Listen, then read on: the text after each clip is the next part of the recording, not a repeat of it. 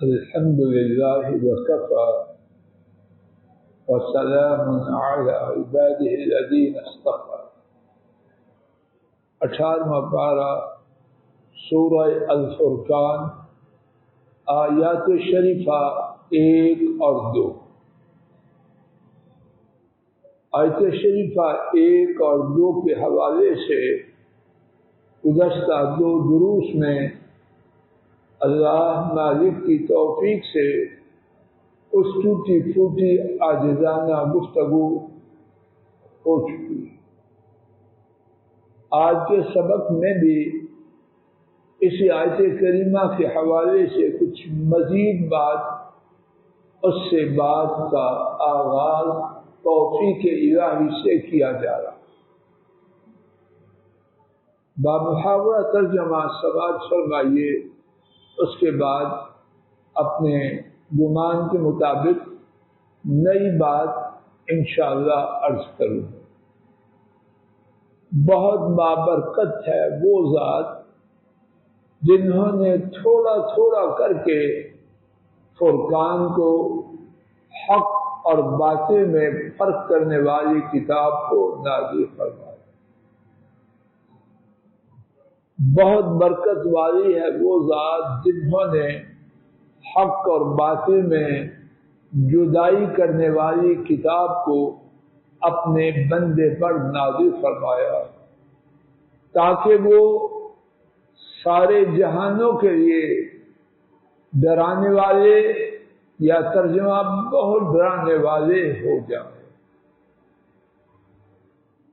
یہاں آیت شریفہ کے آخری حصے کے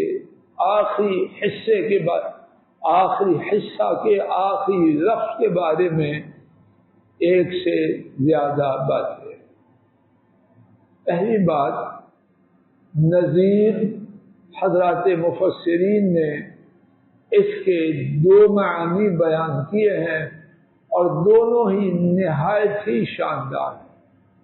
اللہ کرے کہ میں ناکارہ آپ تک وہ معنی پہنچا پاؤں۔ نذیر اس میں فاعل کے معنی میں یعنی ڈرانے والے۔ انہوں نے اپنی کتاب جو حق اور باطل کے درمیان فرق کرتی ہے اپنے بندے پر نازل فرمائی، تاکہ وہ بندے کیا ہو جائیں؟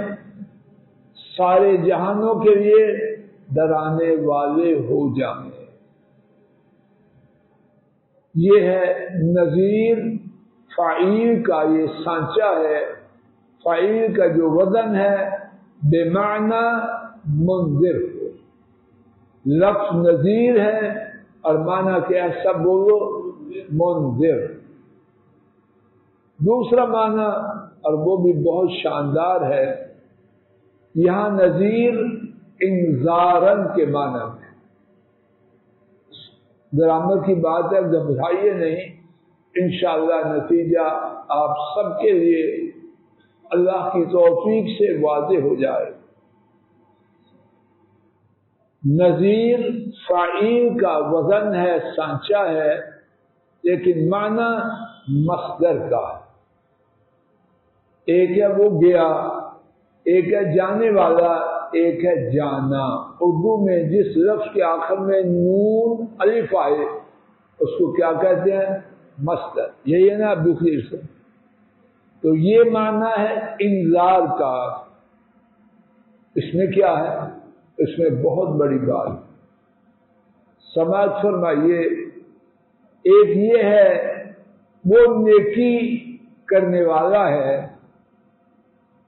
اس کا معنی ہے نیکی کر۔ ایک یہ ہے وہ نیکی ہے، دونوں میں کچھ فرق ہے کہ نہیں؟ وہ نیکی ہے یعنی اتنا نیک ہے کہ بذات خود اس کا وجود ہی نیکی بن چکا۔ بات سمجھ میں آ رہی ہے؟ باقی ساری بات چھوڑ دیجئے، نتیجہ وہ پکڑ لیجئے کہ تاکہ وہ بندے جن پر اللہ نے یہ کتاب نازل کی کیا بن جائیں؟ سارے جہانوں کے لیے سراپا ہے. ہم اردو میں کوشش کرتے ہیں اس کو سراپا ہے، مجسمہ ہے، ڈرانا بن جائے. بات واضح ہوگی. اس میں ڈرانے کا معنی بہت ہی زیادہ آ جاتا ہے. اب یہاں دو باتیں ان کی طرف توجہ کیجیے، پھر اللہ کی توفیق سے اگلی آیت شریفہ کی طرف منتقل ہو. ہمارے کچھ اپنے خیال میں سیانے ساتھی، دانشور، حکمت والے جب اللہ کے عذابوں سے ڈرائیں تو خفا ہو جاتے. ہوتے رہو خفا، آپ کے خفا ہونے سے دین بدل جائے گا. جو رحمت دو عالم ہیں صلی اللہ علیہ وسلم، انہیں اللہ نے اس مقام پر اپنے کلام پاک کے نازل کرنے کا مقصد کیا بیان کیا؟ بولو. بشیر کا ذکر کیوں نہ صاحب کدھر سے لے آئے آپ؟ یہاں کیا ہے؟ نذیر. اور ہم جو معنی کر رہے ہیں محمد، یعنی اتنے ڈرانے والے کہ خود وارننگ بن گئے. تو تجھے زیادہ پتہ ہے یہ اشوال رب کو، اپنی دانشوری کو جا کے اپنے گھر میں رکھ، ہمیں نہیں چاہیے. بات واضح ہو رہی ہے. ہاں اگر کوئی شخص صرف ڈراتا ہی ہے وہ نہیں ٹھیک.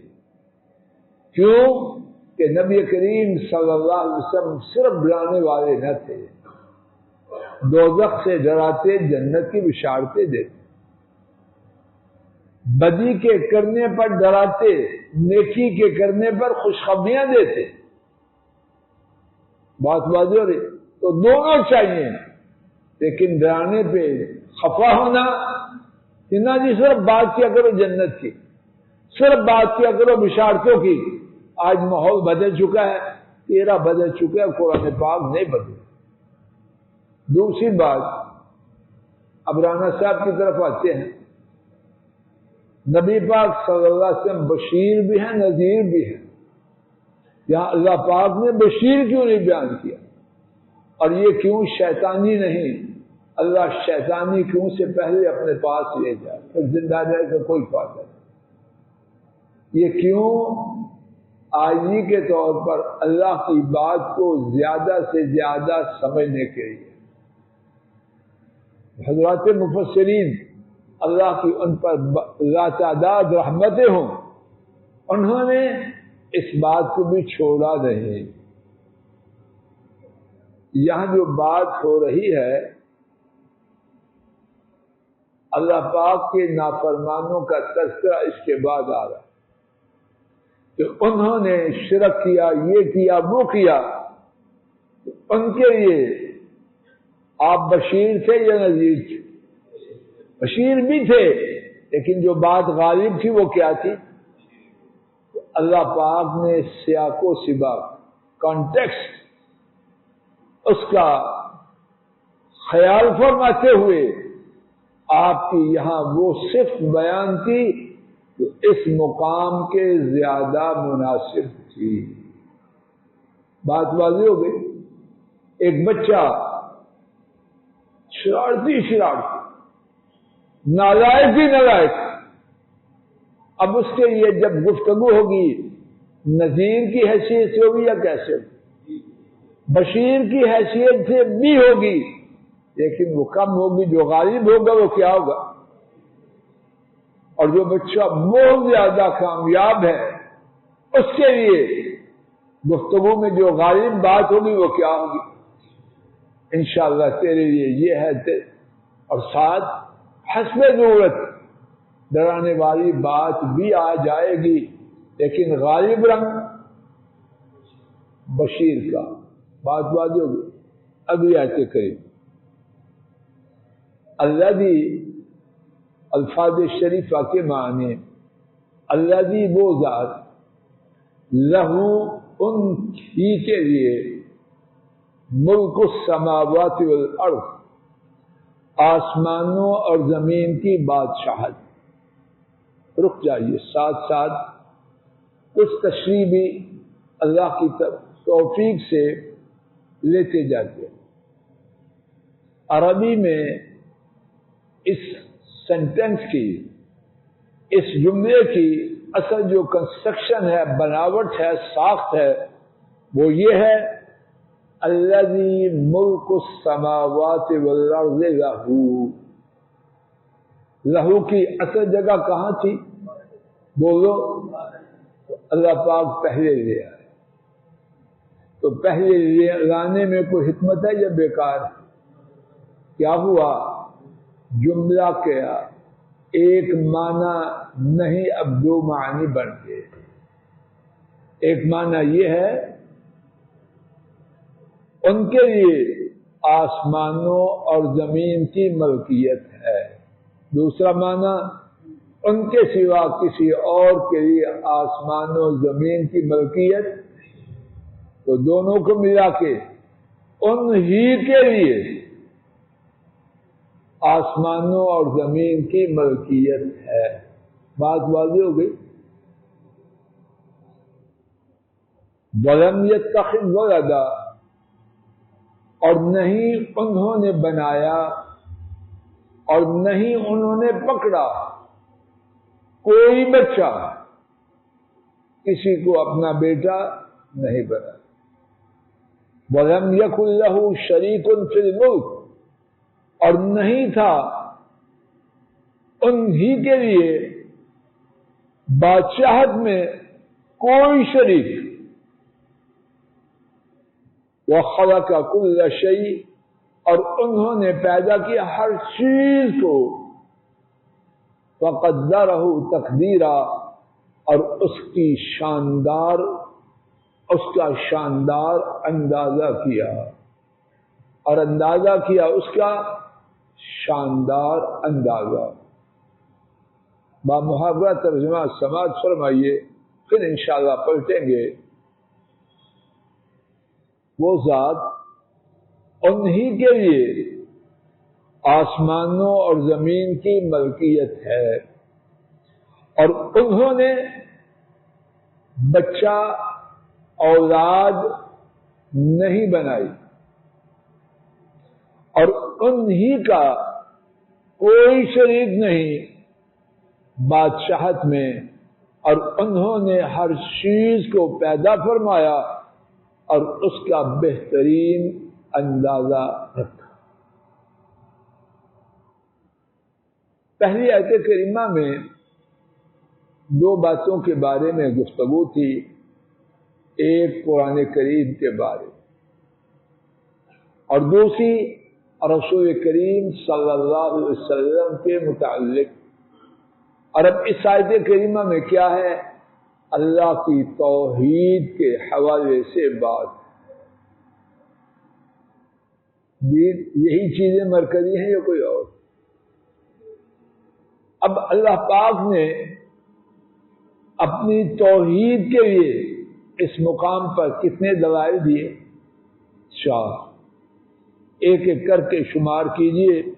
پہلی دلیل لہو ملک السماوات والارض، دوسری دلیل انہوں نے وَلَمْ يَتَّخِذْ وَلَدًا، انہوں نے اپنے لیے کوئی اولاد نہیں بنائی، تیسری دلیل وَلَمْ يَكُنْ لَهُ شَرِيكٌ فِي الْمُلْكِ، کہ بادشاہت میں ان کا کوئی بھی پارٹنر نہیں، اور چوتھی دلیل وَخَلَقَ كُلَّ شَيْءٍ فَقَدَّرَهُ تَقْدِيرًا، انہوں نے ہر چیز کو پیدا کیا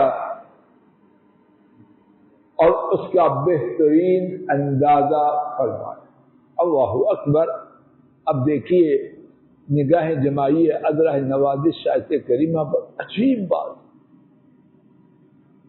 4 صفات جو اللہ کریم نے اپنی توحید کی بیان کی، ان میں سے 2 پر متفق ہیں مشرک بھی، اور 2 کے بارے میں اختلاف ہے۔ اب بتلائیے کہ کن دو کے بارے میں مشرک بھی مانتے ہیں؟ پہلی بات کہ ہر قسم کی بادشاہت ان ہی کے لیے یہ مشرک مانتے ہیں. ابھی ہم آیت شریفہ ایک مقام سے پڑھیں گے. دوسری بات ان کا کوئی شریک نہیں، مشرک نے یہ نہیں مانتے. بٹی صاحب نے جو جواب دیا وہ 100% ٹھیک. وَخَلَقَ كُلَّ شَيْءٍ، اور انہوں نے ہر چیز کو پیدا کیا، مشرک بھی مانتے. آئیے یہ دونوں باتیں دیکھتے ہیں. اللہ پاک ہر چیز کے مالک ہیں. میرے ساتھ 18واں پارہ سورہ المؤمنون آیات 86 تا 99 دیکھیے. قُلْ مَنْ بِيَدِهِ مَلَكُوتُ كُلِّ شَيْءٍ، کہہ دیجئے کس کے ہاتھ میں ہر چیز کی بادشاہی. وَهُوَ يُجِيرُ وَلَا يُجَارُ عَلَيْهِ، وہ پناہ دیتے ہیں اور ان کے خلاف کوئی پناہ نہیں دے سکتے. ان کنتم تعلمون، اگر تم جانتے ہو. یہ اللہ پاک نے کہا ان سے پوچھو. جواب مشرکوں کا کیا ہے؟ سَيَقُولُونَ لِلَّهِ، ان قریب وہ کہیں گے اللہ تعالی. تو یہ پہلی صفت کہ ہر قسم کی بادشاہت اللہ کی ہے، یہ وہ صفت ہے جس پر مشرک بھی اتفاق کر. اب چوتھی صفت اس کے لیے دیکھیے 25واں پارہ سورہ الزخرف آیت شریفہ 9 ہے. وَلَئِن سَأَلْتَهُمْ مَنْ خَلَقَ السَّمَاوَاتِ وَالْأَرْضِ، اور البتہ اگر آپ ان سے پوچھیں کس شخص نے آسمانوں اور زمین کو پیدا کیا، لَيَقُولُنَّ خَلَقَهُنَّ الْعَزِيزُ الْعَلِيمُ، تو وہ یقیناً کہیں گے، تو وہ یقیناً ضرور کہیں. کون؟ مشرک. العزیز سب پر غالب، العلیم خوب جاننے والے، اور وہ کون ہے؟ اللہ پاک. انہوں نے آسمانوں اور زمین کو پیدا کیا. تو دو آئیے سبق کی طرف. دو صفات، پہلی اور چوتھی، ان پر مشرکوں کا بھی اتفاق. لیکن تیسری اور دوسری صفت ان سے وہ متفق نہیں. تو اس میں کیا حکمت ہے؟ اللہ پاک نے یہ ترتیب کیوں رکھی؟ انشاءاللہ اسی کیوں کے سلسلے میں یہ ٹوٹا پھوٹا جواب اللہ کی توفیق سے پڑھا گیا ہے، سمجھ میں آیا ہے. کل کے سبق میں اس سے بات کا آغاز ہوگا. اللہ تعالیٰ کہنے سننے کی غلطی کو معاف فرمائے، اور جو ٹھیک بات انہی کی توفیق سے کہی اور سنی گئی، اللہ تعالیٰ اس کو اپنے فضل سے قبول فرمائے.